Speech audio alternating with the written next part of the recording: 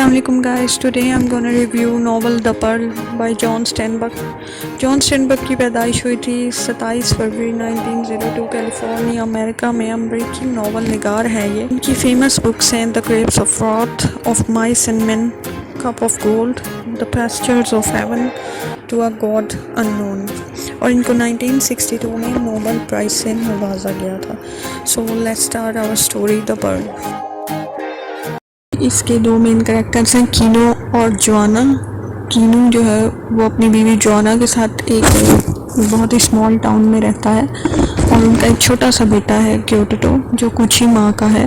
एक रात को क्योटोटो को बिच्छू काट लेता है, तो वो परेशानी के आलम में दोनों मियाँ बीवी उसको डॉक्टर के पास लेकर जाते हैं। लेकिन डॉक्टर है वो गुर्बत की वजह से क्योटोटो का इलाज करने से इनकार कर देता है और कहता है कि पहले आपको पैसे जमा करने होंगे इलाज के और देन मैं इसका इलाज करूँगा, जहर निकाल दूँगा। लेकिन वो जो दोनों हैं कीनो और जोआना, उनके पास पैसे नहीं होते, तो वो क्योटोटो को वापस घर ले आते हैं। क्योटोटो को वो एक जानने वाले के हाथ छोड़कर वो समंदर पे जाते हैं और समंदर में वहाँ जो कीनू है उसको एक पर्ल मिलता है। पहले उसको एक सीप नज़र आता है। जब वो सीप को ओपन करता है तो सीप में से एक बहुत ही कीमती सा मोती मिलता है।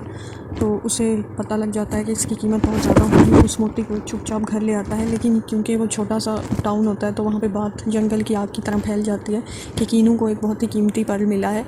तो सारे गाँव की जो अटेंशन है वो कीनू की तरफ हो जाती है कि वो पर्ल का क्या करेगा। उसी पर्ल की वजह से जो डॉक्टर है वो भी क्योटोटो का इलाज करने के लिए राज़ी हो जाता है और वो पहले जब इलाज करता है तो क्योटोटो पर असर नहीं होता, मगर वो दूसरी दफ़ा में जहर निकालने में कामयाब हो जाता है। तो इस तरह क्योटोटो ठीक हो जाता है। और एक प्रीस्ट होता है चर्च का, वो आकर कीनू को कहता है, वो अपनी हमदर्दी दिखाता है कीनू को कि ना आज से तुम जो सोसाइटी के चर्च की जो सोसाइटी है उसके मेंबर हो और तुम मतलब जब तुम्हें पैसे मिल जाएं इस पर्ल को बेचकर तो तुम चर्च के लिए कुछ इन्वेस्ट भी कर सकते हो, कुछ अच्छा कर सकते हो। तो सारे लोग जो हैं यानी कीनू के साथ अच्छा सलूक कर रहे होते हैं उस पर्ल की वजह से। लेकिन अब कीनू को ख्याल आता है कि इसको बेचना कैसे है। वो चाहता है कि इसकी ज़्यादा कीमत मिले। पहले तो वो गाँव के ही बाज़ार में जाता है तो वहाँ लोग सही कीमत नहीं लगा रहे होते, बहुत ही कम रेट पे वो कहते हैं कि हमें पर्ल दे दो। तो कीनू समझता है कि उसको वो लूट रहे हैं, वो लोग ठग रहे हैं उसको। तो वो अपने भाई की बात सुनता है, बड़े भाई की, और वो ना बड़े शहर जाकर इसको बेचने का फ़ैसला करता है। जब वो बड़े शहर जा रहा होता है तो रास्ते में डाकू उस पर हमला कर देते हैं और पर्ल उससे लेने की कोशिश करते हैं। तो वो वापस आ जाता है घर उनसे लड़ाई करके और पर्ल को ज़मीन के नीचे दबा देता है, अपने ही घर में छुपा देता है कि थोड़ा सा कुछ दिन गुजर जाएं तो फिर इसको सेल करने के लिए जाऊंगा। लेकिन रात को ऐसा होता है कि कोई उसे लगता है कि चाकू से उस ज़मीन की जगह को खोद रहा है जहाँ पे उसने पर्ल छुपाया था। तो अंधेरे में पता नहीं लगता कीनू को कि वो कौन था एग्जैक्टली।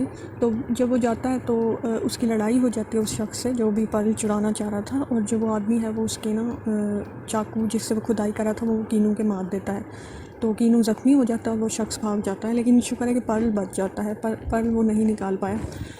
तो फिर जो जोआना होती है वो सोचती है कि ये पर्ल हमारे लिए बहुत मुसीबत ज़्यादा साबित हो रहा है, ये बहुत मतलब हमें मुश्किल में डाल रहा है, ऐसा उसकी बीवी को लग रहा है। अब जोआना क्या करती है कि वो ना पर्ल को मुसीबत फसाद की जड़ समझ के ना उसको फेंकने के लिए जा रही होती है।